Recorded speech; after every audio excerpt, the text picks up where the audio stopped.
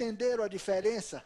Alma gêmea, núcleo espiritual muito parecido, de origem praticamente comum, né? Diante da individualização.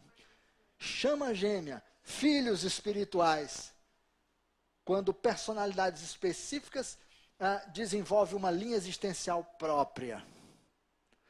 E contraparte espiritual, que é a verdadeira alma gêmea, chama gêmea dos livros que estão por aí, é a sua outro lado, a sua outra parte, a sua outra polaridade tomada corpo físico. Olha, vamos desenvolver nessa segunda etapa alguns aspectos mais no campo comportamental, para que e vocês possam, por favor, interrompam quando quiserem, para a gente discutir esse negócio aqui.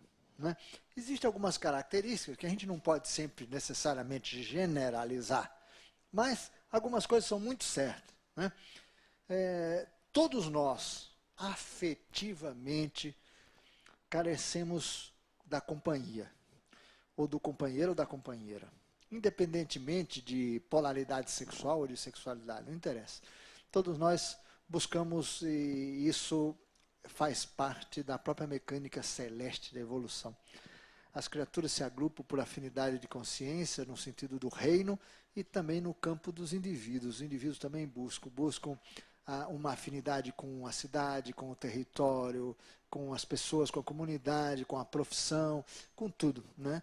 E faz parte disso a busca do entendimento, o convívio no campo afetivo com alguém. Né? Isso é parcialmente resolvido no agrupamento familiar, mas no que se refere ao afeto mesmo, no campo afetivo, no campo da sexualidade, a busca do companheiro ou da companheira se torna muitas vezes, na vida da maior parte das pessoas, uma coisa imperativa. E que pese as dificuldades imensas que isso enseja, e também em função das experiências negativas que muita gente teve. Né? Há muitas pessoas que, basicamente, numa determinada vida, desistiram dessa procura e resolveram viver sozinhas ou viver consigo mesmas, ou então transferir esse afeto, né, para outras formas de relação, de relacionamento, compondo assim uma equação mais equilibrada, mais harmoniosa na vida, já que a questão do ponto de vista de relação pessoal, íntima, etc., ficou mal resolvida. Às vezes a pessoa tem que passar por esse tipo de experiência, às vezes não foi bem sucedida. Há uma série de coisas que podem levar a uma desistência nesse sentido. Eu conheço pessoas que se viram viúvos ou viúvas na vida e não buscaram novas companhias. Foram muito felizes ou não, mas que não buscaram. Outros, pelo contrário, né, em muito pouco tempo estavam realmente com outras relações, que também, por sua vez, com problemáticas distintas, diferentes, mas fadadas ao sucesso ou não, dependendo muito do como eles iam levar a coisa daqui para diante. E eu encontrei essa busca em todas as faixas etárias. Desde criança as pessoas se procuram e procuram seus afetos. E também pessoas de bastante idade. Na Europa, por exemplo, que nós temos uma faixa demográfica que tem etária mais velha, é numerosíssimo na Europa, hoje você vê pessoas com mais de 80 anos de idade, de mãos dadas na rua, se beijando e trocando beijos na rua como adolescentes. Né? Isso é uma coisa que na Europa, ainda no Brasil, isso é meio chocante para a nossa cultura, mas logo mais isso vai começar a acontecer aqui também, mostrando que a alma não envelhece, né? E que as pessoas estão sempre esperançosas de encontrar sempre os seus pares, ainda que não sejam definitivo, como antigamente se queriam, porque na verdade aí escondem outras coisas culturais que nós vamos discutir também. O fato é que as pessoas procuram vivenciar a coisa da relação, do entendimento, da intimidade, da sexualidade, porque é fundamental no processo de evolução da criatura. Ao contrário do que as igrejas estabeleceram, né, essa parceria e o relacionamento íntimo entre duas pessoas é o mais poderoso instrumento de evolução espiritual. Não só para o próprio indivíduo, os indivíduos envolvidos na coisa, como também para o sistema como um todo. Aonde, dentro do universo inteiro, estabelece um ponto de harmonia entre frações que estão separadas, você imediatamente comunica ao universo inteiro, a toda uma rede de consciências, que ali existe um ponto de harmonia, como se ali estivesse um exemplo ou uma semente da unidade do sistema inteiro. Então, vivifica o universo a presença de um casal que se reencontra, né? Então, casais de contrapartes, quando se encontram, eles meio que transferem para toda a geração dele, até mesmo para mais adiante, uma poderosíssima força de evolução. Por isso mesmo que os casais normalmente são missionários, eles trazem alguma coisa para frente, porque como eles estão resolvidos em si, ele não tem mais a necessidade de uma completude entre os dois, a não ser uma completude criativa para ser exercida fora do seu círculo interno de relacionamento. Aquilo se torna uma potência inovadora e criadora e com uma grande capacidade de realização. É impressionante o que contrapartes espirituais juntas podem realizar em prol da humanidade, porque eles têm a força, ele tem a totalidade reunida.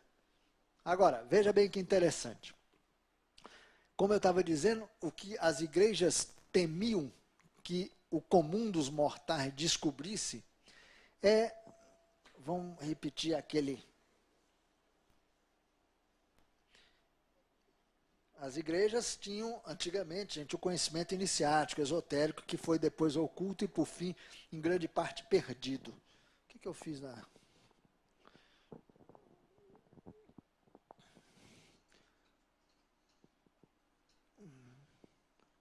Quando ocorre, vamos representar dessa maneira,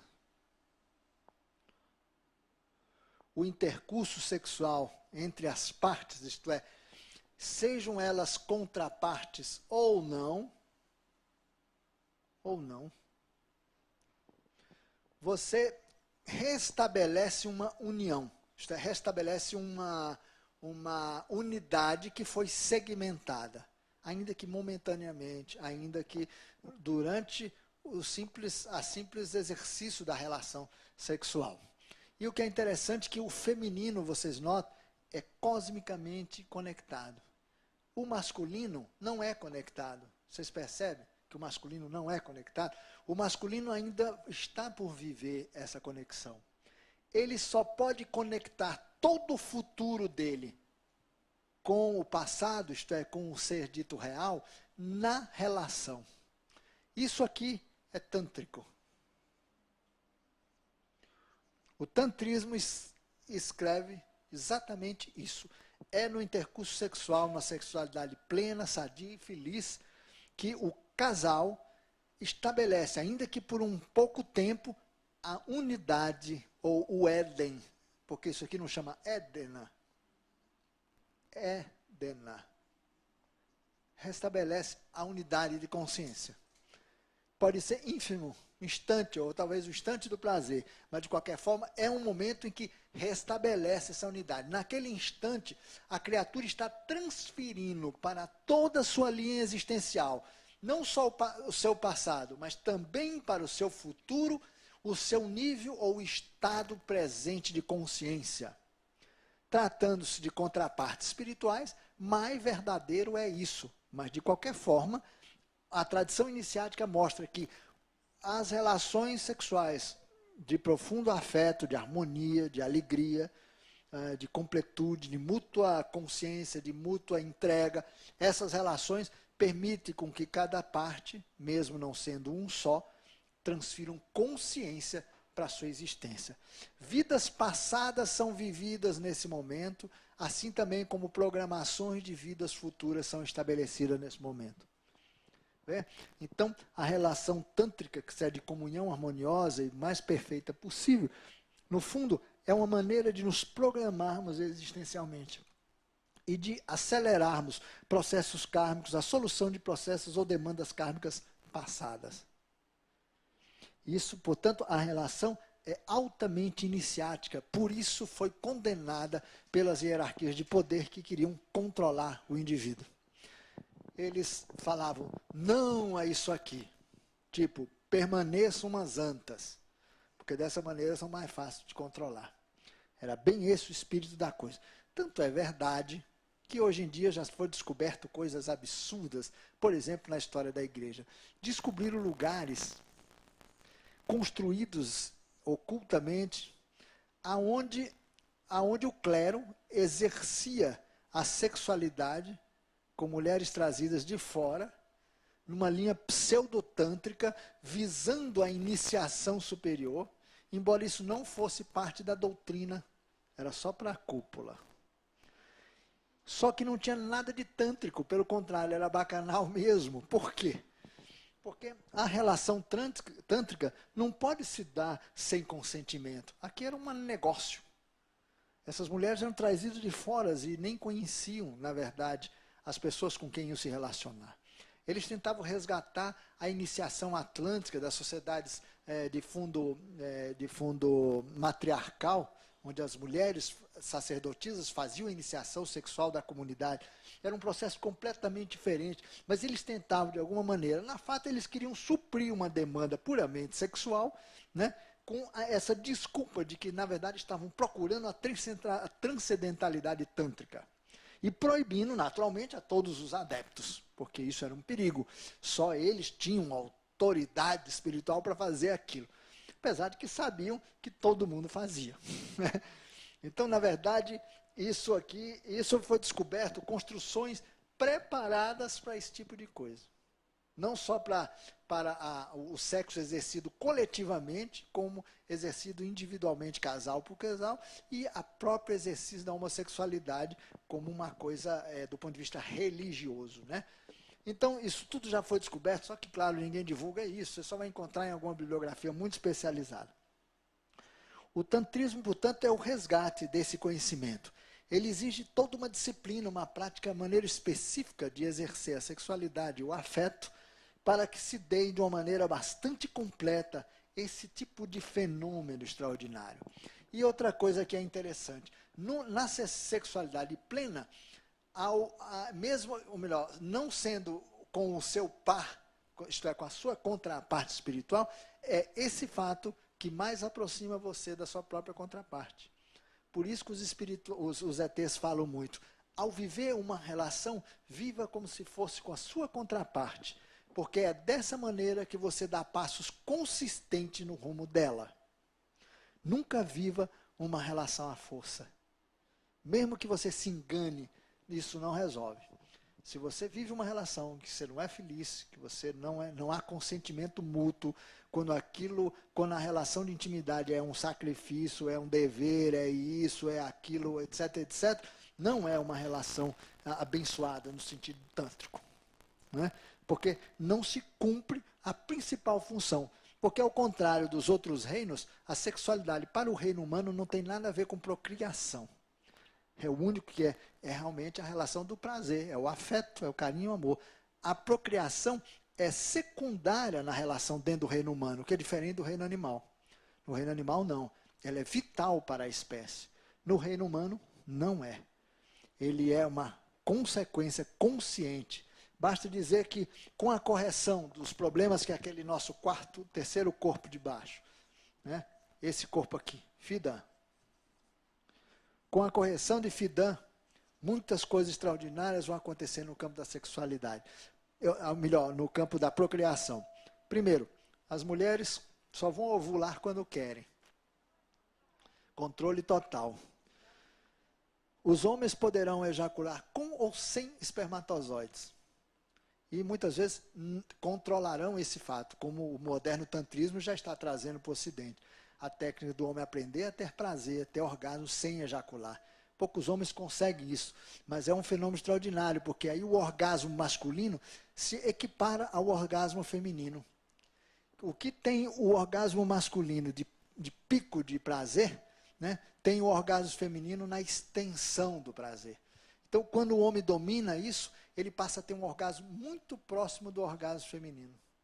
Muito mais tempo e duradouro do que um pico e acaba, né? Então, veja, à medida que o homem domina o feminino, ele transforma o orgasmo dele numa curva feminina de orgasmo, né? Eventualmente com vários momentos mais intensos, né?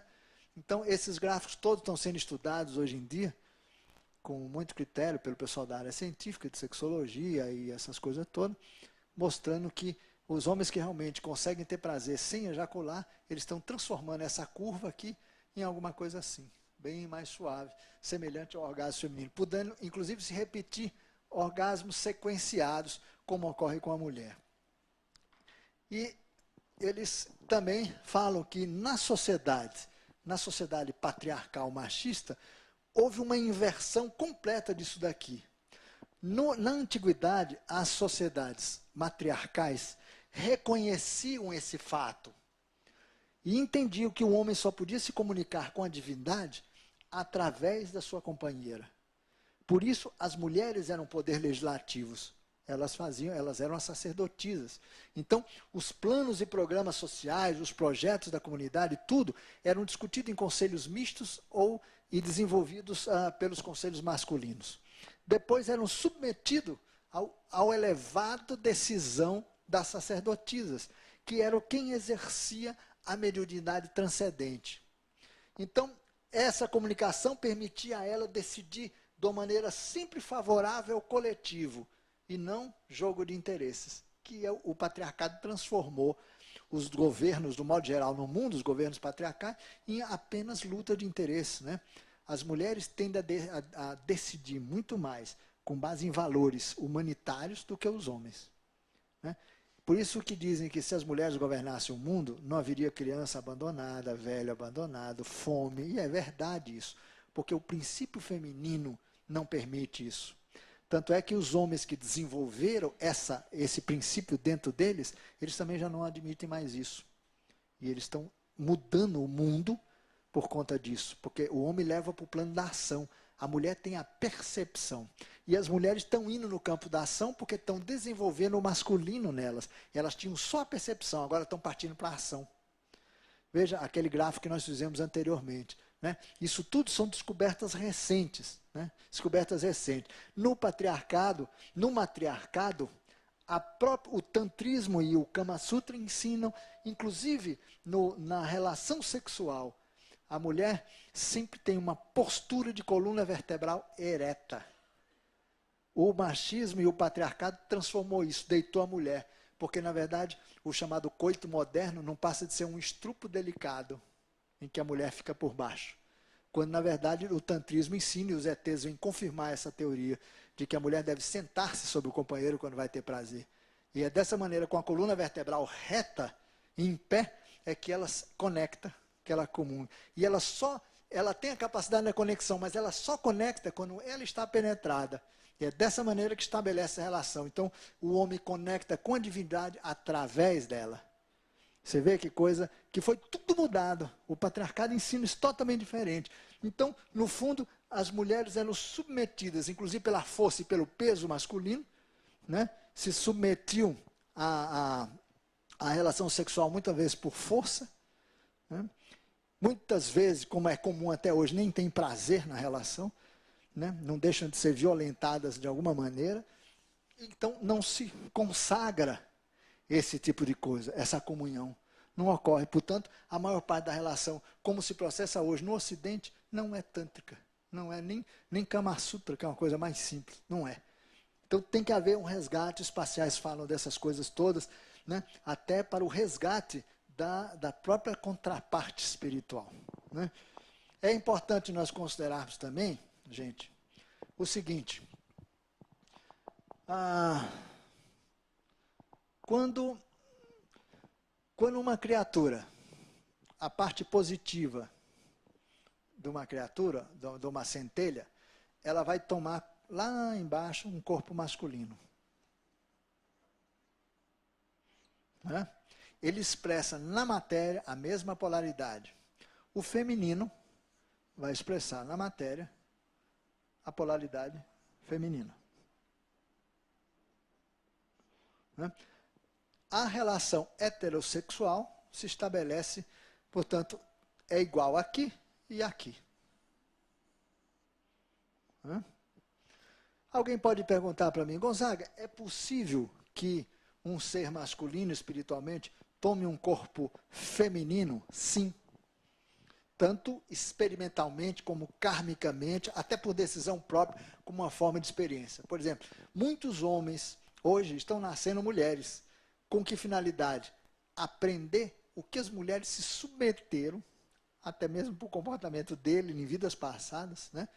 Para ele aprender sobre a coisa. É a maneira dele resgatar o feminino dele, vivendo e sofrendo ou passando pelas circunstâncias que as mulheres tiveram que passar ao longo desses últimos, sei lá quanto tempo. Faz 3.000 anos que... Bom, tem mulheres até hoje que vivem no Oriente Médio que passam o que passam, né?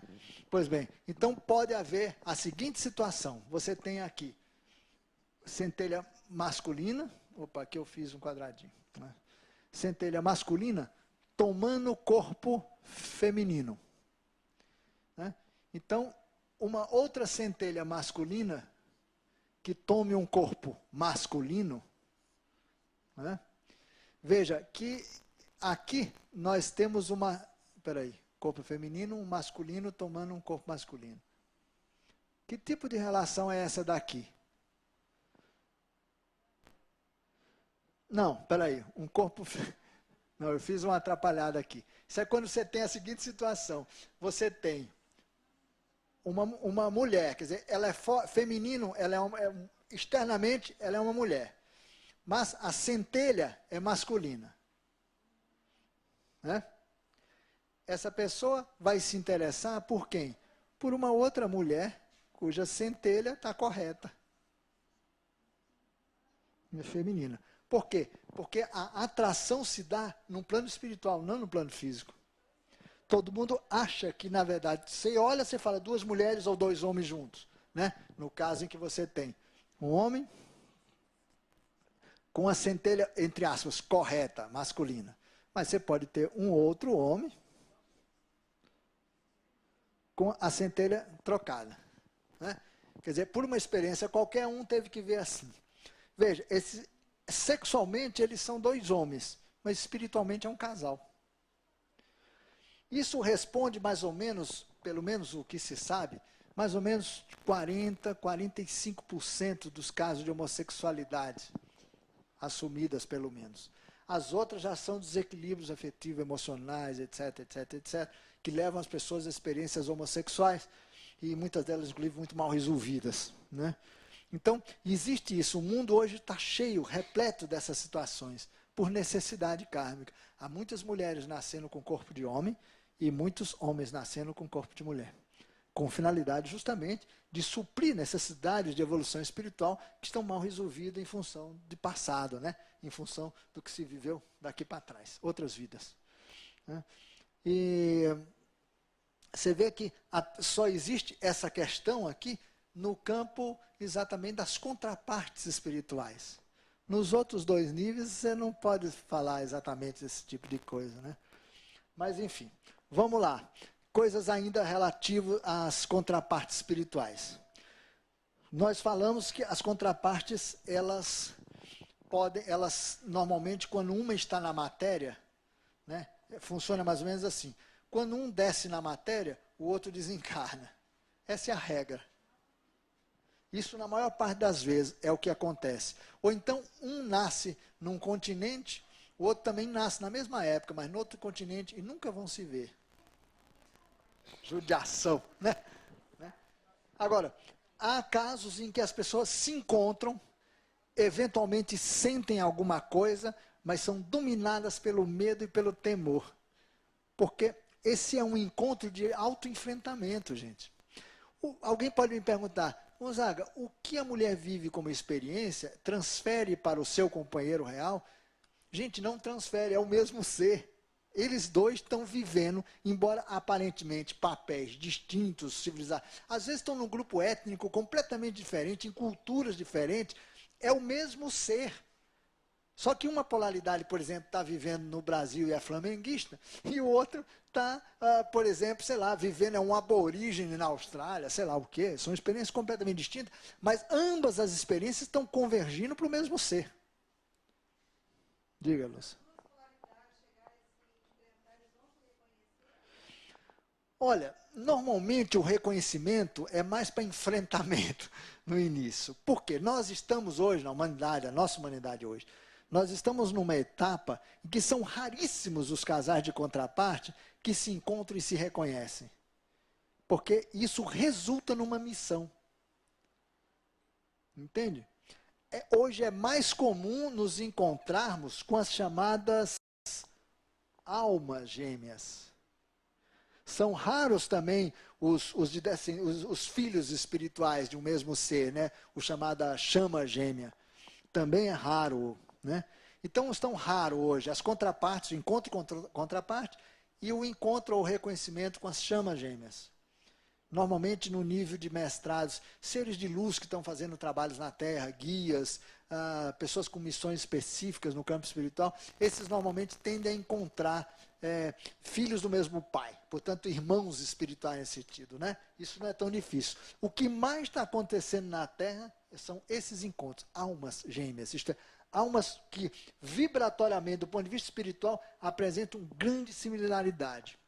Aquelas pessoas que suas vidas se tornam até parecidas, gostam das mesmas coisas, se sentem bem nos mesmos ambientes, se dão muito bem um com o outro, etc, etc, etc. Pode, inclusive, ter, no plano da sexualidade, grande atração.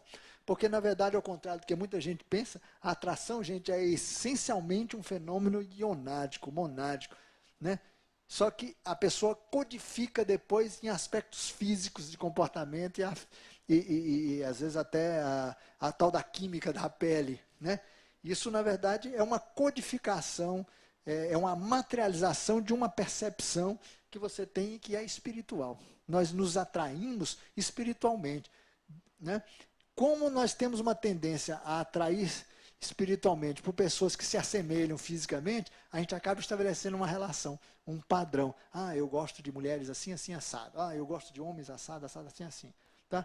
Então, essa conexão nem é sempre verdadeira. Tanto é que eu conheço pessoas que acabaram gostando verdadeiramente de pessoas com quem no início não tinham nenhuma atração e depois descobriram uma vida sexual incrivelmente plena com essa pessoa. E com aqueles que têm grande atração, nada deu certo.